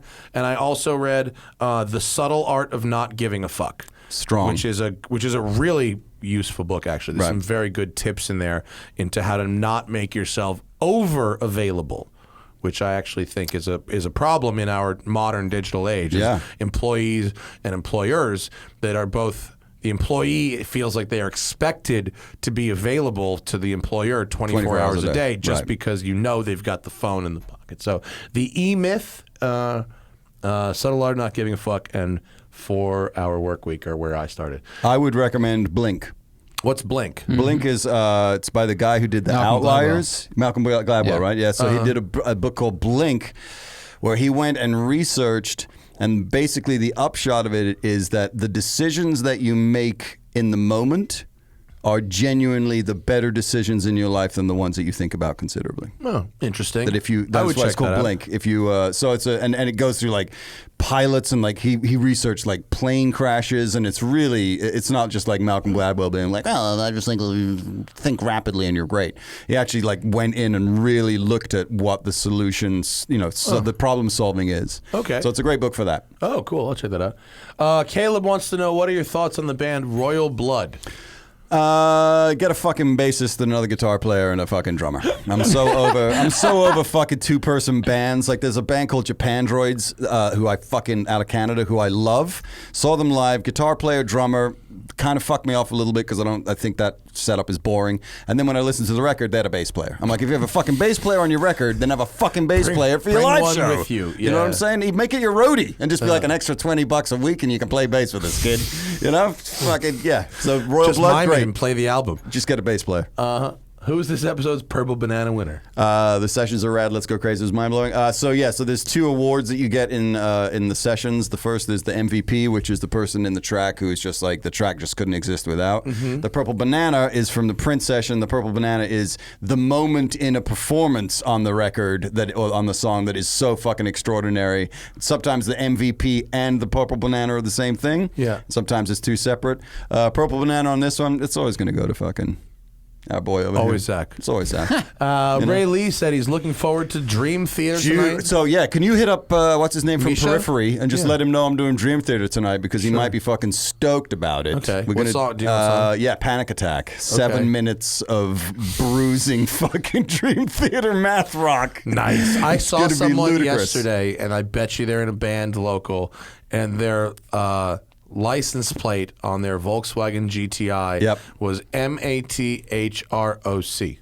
Math rock. rock. Smart. If you're out there, you probably listen to Dream fucking Theater Dream tonight. Theater. And I'm going to back it up. I might do, it's a 7-minute song, so depending on how much time I was going to do that and YYZ, but that's fucking ludicrous. Like, there's just so much math rock. So I'll probably do a Rush song for the second one. Oh, and I meant to promote we didn't even talk about our thing. We're promoting the thing. Oh, yeah, that's the whole reason I'm here. Right. Well, last question, 2 questions. Then we'll talk about the thing that we're actually here for. No, says CJH. I seem to be the only one who doesn't like the new Fiona Apple record. The production is too sparse or bare for me. Am I right or wrong? I think it's a personal choice. I don't think you're wrong. I think that it's. I couldn't listen to it again. I listened to it once, and I think as an artistic statement, it's fucking preposterous, and I love Fiona Apple. She's exactly the kind of girl who would have broken up with me back in the day, but we would have had outrageous sex. That's just how that works with the crazy ones. That means call me, Chris. That means Fiona, call me. So I think that it's, as an artistic statement in the moment in her career, it's brilliant, but I can understand why you didn't like it, and I can understand why I'm not going to listen to it again. Doesn't make it bad, just makes it something that you're like, wow, I can't do that ever again. Fiona Apple apparently lives around the corner from me. Does she? So someone told me. And there's a house there that looks like Fiona Apple? Looks Looks like a very, bath- looks like a bathtub. very Fiona Apple. Yeah, it's a little witchy. Fucking, is it one of the side streets? It's Like off a right off of perpendicular? Venice. Or no, a- it's not. It's like by by the more by like Vice headquarters. Oh, okay. Further up, Right. All right. Paul Caraven says, Christian, thoughts on Stevie Ray Vaughan? I mean, it's one of the great tragedies of music, unfortunately, because the dude was a fucking G. I mean, first off, he's Stevie Ray Vaughan who plays guitar like Stevie Ray Vaughan. Then he's the character of Stevie Ray Vaughan. And then he's the dude that shows up and plays on, fucking records with David Bowie and doesn't give a fuck that he's there and still fucking rules on it. Like that guy? Yeah. Bing! Chef's kiss to Stevie Ray Vaughan. One of the best. We got a few more, but before we get there, Yeah. the Christian came down because I'm going to join him for a Pearl Jam session. Yes. It's going to be Friday the 16th, October 16th. Yes. It's going to be what time? Well, it's whatever's convenient for you. Would you like to do noon? Noon Pacific? Noon Pacific? It's Friday the 16th at noon Pacific. Yep. We're going to do Black, 2 songs. We're Yep. going to do Black, and then we're trying to figure out what other song we're going to do. We're not trying to figure out anything. What's happening is that if you're new to the program, Matt is the biggest Pearl Jam fan I've ever met. He has not only the Pearl Jam tat. I do. I've been to 54 shows. He's been to 54 also. shows. We got robbed of Matt. Matt hits me up. This is the best. Matt hits me up and he's like, "Hey man, we're got us tickets to fucking Pearl Jam right behind the stage. We're right behind the drummer." Which, if you're a music fan, is the worst fucking seats in the house. But if you're a Pearl Jam fan who's never sat behind the stage to watch that perspective watch on the Matt show, Cameron Matt Cameron's do going to Matt hammer the Cameron's fuck drumming. out of that drum set. Yeah. It was going to be amazing. COVID robbed us of that. So And we were going to take the GT500 to Phoenix, which is where the show it was gonna be was. fucking drive of drives. Right. So anyway, we're not now. We're not now, but on Friday, next Friday, the 16th. The 16th. We're going to do Black breakdown. And then because Black is, I think, the most interesting song off of 10. Of the famous, like, of Right. the really, really, really well-known songs, I think it's probably the most interesting. Certainly for me. And I can't think- listen to Even Flow anymore. No, and I think of the vocal performances between that and Alive, Oh, Black over Alive. and it's the best vocal It is. performance that Vedder pulls off on that record. Probably. Yeah. Except for maybe Jeremy is better from a vocal performance, but Black is certainly very good. Jeremy, the only interesting thing about it is the 12-string bass, really. Besides that, And the cellos. So the other song, I wanted to do a B-side, but the question is, there's not a lot of B-side songs available. And Right. so I have to choose from, Amongst the Waves, Force of Nature, Gonna See My Friend, Got Some, Johnny Guitar, Just Breathe, Speed of Sound, Supersonic, The Fixer, or Unthought Known. Of those songs, my favorite song is Force of Nature. And I listen to Force of Nature all the time. Fucking nobody knows Force of Nature, though. It's on an album called Backspacer that, like, it's from 2013 or 14. It's one of their newer songs. People don't really listen to it, but it's a great song. The band would need to be reminded of that one. I've only ever heard them play it once. Right. And it was great. In fact, my 3 or 4 favorite Pearl Jam songs I've heard single digits times played each. Not and some not. One I've never heard played live. And how many times have you been to see them? 53. Yeah. They have a deep catalog. Yeah, it's huge. And they play different shit. It's Right. not like my favorite song is fucking Alive. Right. You know what I mean? It's like Parachutes. I heard it the first time they ever played it, and I've never heard it played again. And Unemployable, I heard the first time they ever played it, and I've never heard it played again. And they're both fantastic songs. So my first choice is Force of Nature. Right. Second would be Speed of Sound. Third would be The Fixer. And then Just Breathe after that. Okay. So, what we're asking is, If anyone on the live show would like to contribute, you don't have to pay. Yeah. Just in Just the, give in us the a regular vote chat. of 1, if 2, if 3. there's an overwhelming. Can we get it down to 3? Can we have it be 3 and not Consensus. 5? Okay. The 3. Force of Nature. Yep. Speed of Sound. Okay. Or Just Breathe. There you go. If anyone has an opinion in the live chat, Force of Nature, Speed of Sound, or Just Breathe. There you go. All right. My vote is Force of Nature, but I understand if not everybody thinks. I want to do a show that the audience actually is interested in listening in. Anyway, while those spool up, let's see. Is that top one from someone whose name is gone, Zach? No, it's whatever from- it is. Yeah. Having seen, I'm sorry, I don't have your name on the screen. Having seen Fleetwood Mac, Iggy Pop, Johnny Marr, Liam Gallagher, Gorillaz, and more, what bands do I need to see before they either start to suck or die? No Pearl Jam. I've already got tickets to see them. Oh, at Pink Pop. I went to Pink Pop last year. It was fucking awesome. But don't stand in the middle because it'll take you an hour and a half to get out. Stand yes. to the side of Pink There Pop. you go. Who is at risk of either dying or sucking? Need to see them soon. Yeah. I would say the David Byrne show, which somebody else mentions yeah, the later David on. Byrne That's show. actually going to be on HBO, but in person, it's such a profound paradigm shift of Springsteen, The Boss. The Boss is amazing live. I would definitely see that's one to get there before Yeah. because that's one of those that if he passes, you're going to be pissed. So The Boss you should definitely see. And he's still got the energy. Oh, Where yeah. it's worth. And he seeing does it now. 3 hours Yeah, still. yeah, he It's kills. crazy. Yeah, he kills. So I would do that. David Byrne, him. He's not hopefully in danger of passing at any point, but I would definitely say Bon Iver should be seen just because it's so unbelievable what that fucking dude pulls off. But I'm honestly not the person to ask because I don't like live music. I've walked out of more shows than I've stayed at. Just because you've been disappointed by what you saw? Yeah, because I think part of the Asperger's thing for me is that I don't like the fact that it doesn't sound like if it doesn't sound like the record and it doesn't sound really good, then I'm over What if it. it sounds a little different from the record, but almost intentionally? Like what No. if... No? No, You the want Counting Crows, I fucking would have set fire to that stage, dude. It was like because play. they do all the different arrangements? Yeah, it's like Yeah. Mr. Jones. You know, I just Yeah. learned about Mr. Jones. You know that Mr. Jones specifically is actually a very depressing song that became The a upbeat. happy song. Sure. And that specifically that song, they play it slow and sad now to reflect the original, meaning of the yeah, song. yeah, which is That's great. an intentional choice. Yeah, but what ends up happening is that every single member in the crowd, you can feel them getting more and more annoyed that they by can't it. sing along and have Yeah. the fight. It's like going to see Fatboy Slim DJ live, and the fucking douchebag plays none of his own shit because he's like, I'm DJing, I'm not really? Fatboy Slimming, so everyone's there to be yeah. like fucking right here, right now. And instead You're they got talking about fucking, pretty drastic changes, though. Like Yeah. I've seen bands where it's like it doesn't sound exactly like the record for either like I hate to bring up an example, but Please. Pearl Jam Oh, yeah. plays. Have you seen them? They play all their songs 10% faster live. Fine. They're supposed to. Yeah. Yeah. Because your drummer's fucking amphetamine up on his own fucking thing. It's like, yeah, let's do it. And I think it works. And that's got why 4 I listen hours. to a lot of the live stuff more so than I listen to the studio the energy- stuff. Because it sounds a little slow sometimes, actually. Yeah, especially if know? if you've heard those versions. And there's other bands where I've had a similar experience. You know what I mean? Right. Or they change up the solo a little bit. Yeah. Or I'll throw a little improv in there. That stuff I'm fine with. Okay, it's like when you do the Counting Crows thing where you just fucking go and it's cool to do that for one song. Don't do it for your hit, first off, fuckhead. Come on. And then secondly, don't do it every single song. Oh, another one that you should see before he passes is Colin James Hay. Who's that? The guy from Men at Work.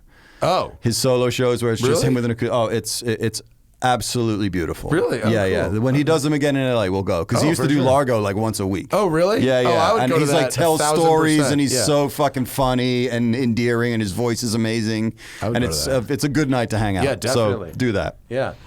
Sanders says, what makes a good festival, according to us? Drugs. Drugs? Yeah. What kind of festival are we talking about? Yeah. I mean, any of them. They're all enhanced beautifully. Well-marked bathrooms? Yeah, that's true. Not too expensive a food A selection. place to sleep Yep, where I yep, can yep. shower. Trees. Free Yeah. water. Shade, Yeah, shade. yeah. I mean, that's why fucking that Coachella can go fuck itself. It's like let's put it in a I polo hated field. Coachella. I didn't like Coachella. And at the all. thing that fucks me off about Coachella is that VIP isn't enough at Coachella to make it fucking bearable. You Yeah. have to have VIP The for it to be super the super special. VIP. Yeah. Because usually VIP if you're is, in a band, it might be okay. it's the only way it's God, okay. it's Because if terrible. you just get the regular VIP, that's something that regular assholes can pay for I now, know. which means it's just an upper fucking crusty version of douchebags. It's the worst. Yeah. So that's what makes a good festival a good festival. Oh, and Jake wants to know. Oh, I sent him one of our signs. Yeah, the and you may ask yourself signs. Oh, nice. People, Oh, they're so some people good. wanted them, Yeah. so No, as they should. Was there any? No one really had any Joel said suggestions force there. of nature. Just breathe. Just breathe. How do my breakdowns compare to Force of Rick nature. Beato's? I don't know. I'll tell you. I've never listened to him. I love Rick. Rick does. I think what's cool about Rick is that this is why that thing that's happening on Netflix is such a shit show. Is that any idiot could do that show? Rick Beato does a version of my thing that I could never do, and I do a version of Rick's thing that Rick could never do. Because What Rick is the thing that he does? Rick is a music expert, so his kind of thing is like he shows you why the sussed D7 over the F going into the bridge makes it explode and that sort of thing, which is so far beyond my understanding of music. But I think that mine is a more visceral and emotional approach. But I think the two are valid, whereas this other thing is... That was a very mushy version of, So mushy. of what you were doing, and it really left out a lot of the interesting How many parts. opportunities for... Like, I was watching and I was Seemed like, like there here is was an a lot. amazing opportunity for something amazing. And then you're like, let's go show some guitar pedals. And I was I like, actually agree that there were some real lost opportunities. so many. there. Like, you had the band. You know how much I would kill? Oh, you I literally would kill and they to had- have all of them. And he had Bill Berry too. Yeah, like who doesn't do you had anything. the guy who like fucking quit. Yeah. like you've got Yeah, him. you have the dude that almost died, and like they're talking about their biggest fucking hit, and you could have had. And by the way, I know that they had to fucking license the masters, so they paid for the master recordings, and they Yeah. never did anything with them. But they didn't. They only got sections of the video. I think Yeah. they had limited number Right. of seconds of Yeah. because they had to like make their own music video. At I the mean, they end. did. I think it's probably. I would imagine that it's the same thing where it's like usages. It gets heavier in the cost yeah. department, but it's like if you're gonna fucking go balls deep on the fucking stems, dude. Someone told the people who made that show that the audience can't handle more than 25 Of course. minutes of this. Yeah. Stupidly. Of course. Fucking Yeah, stupidly. Because But it's proven that I did Yes. fucking 3 hours on echoes for fuck's sakes. Like people yeah, will they hang can. in there. It's Yeah, just that the ultimate thing is, and I imagine it's very similar in your world. Most of the people who end up making the things that get the big budgets are people who shouldn't be making the things that get big budgets. Right. Right. You know what I'm saying? yeah. Like they just that's why Top Gear is so Top Gear, right? Is that they had the big budgets and 3 dudes who should be making big budget fucking things. But they were allowed to hang themselves so many times. And there's so much control now that it's like nobody knows how to make music television because most of the people who make music television have never made music. That's a good point. Yeah. And that's a I always huge thought issue. Top Gear worked for because they were allowed to exist through the first 4 seasons where any other TV show would have been canceled. Very true. Oh, dude, so unwatchable. And B, the dynamic between the hosts and the evil, quote, the producers. Right. That dynamic worked so well. And when they first went to the Grand Tour and no longer had those Yes, remember producers, those? it was like Lost. it was just completely lost. Yeah. And you actually needed the dynamic Yeah. for it to work. Yeah, Which is when I think that the Grand Tour, when they that to me worked better when they were doing the we're gonna take caravans Yeah, across the specials. Mozambique Yeah, thing. yeah, Like just it do the works. specials. Just do the Yeah, yeah, specials, yeah. man. And that the was 15-minute films just didn't work. Yeah, you know, but that huge exploded version of Right. it was awesome. The irony was the whole time that you needed Right. They were like, yeah, we don't have the restrictions of the BBC anymore. right. It's like, actually, it was better when you Right. did. It made you more creative. How boring would a Superman movie be with no bad guys? Right. No, exactly. Like Yeah. that's why there's He's always like, guys, those look, characters. I picked up a train. A train, guys. Look, I picked up a truck. Guys, I just chucked a building. Superman, stop throwing fucking our shit. shit up. Fucking trying to eat here. I picked up a train. Guys. So, Very true. anything left on the way out, Zach, or was that the end? Anything else? Oh yeah, how many songs do we have? Hold on, let's do the. I think pretty much Force of Nature. I think I'm just gonna do Force of Force Nature. of There was Nature. no. That was your first There was instinct? a couple of Just Breathes in there, but nobody had. Right. I'm gonna go with Force of Nature. Okay, there it is. Sorry. Perfect. So I think that is. Given the fucking chance, why wouldn't I do one of my favorite songs? That's what I'm saying. Well, Like, I want to do a good show, but we're gonna do a good show either way, It's 'cause- not like one of the songs on the list is significantly more famous right than any of than the the others. others. That's Yeah. the thing. It's like that's why I like the idea of doing like the headliner is black Yeah. because everybody's going to be like, oh my god, and then the deep cut, and we'll do the deep cut second. Yes. So that the poons, and it's the session on air That's gonna Instagram. be, yes, the session, on air is the Instagram. Yep. And I will post it up on my Instagram. That's going to be next Friday, October 16th, 12 p.m. Yep. Noon. And also follow Christian's regular Instagram, King Trut. The session on air Instagram, it looks like there's almost nothing there. There isn't. when you go there. And I will There's- delete that Dream Theater tonight. There's So pretty it's- much nothing there, but you just wait for You know it who to go that live. picture of is right there?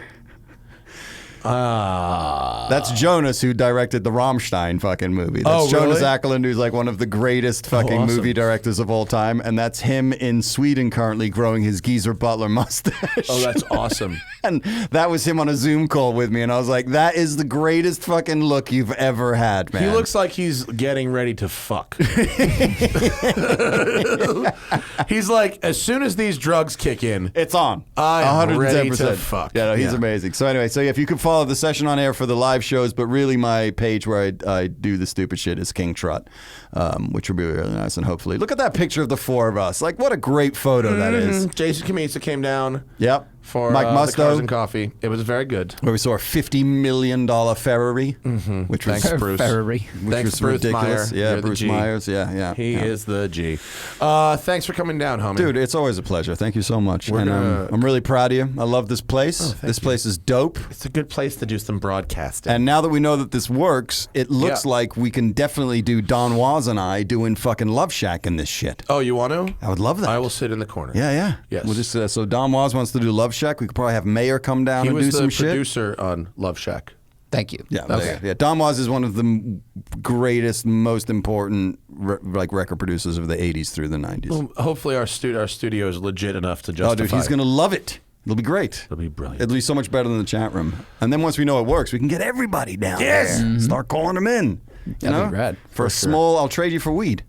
Yes, Tradecraft Farms. It's the official ganja of the Smoking Tire podcast. I need to get some more of that A immediately. super spreader event has taken down the music industry of Los Angeles. Yeah. Damn it. That's our show, folks. The Smoking Tire podcast is powered by Shout Engine. Get your own damn podcast at shoutengine.com. It's easy. All you need is a microphone and connection to the internet, and ideally, something to say. October 16th, 12 p.m. Pacific, the Session on Air Instagram channel. We will be breaking down Black and Force of Nature by Pearl Jam, and it will be amazing. Bye.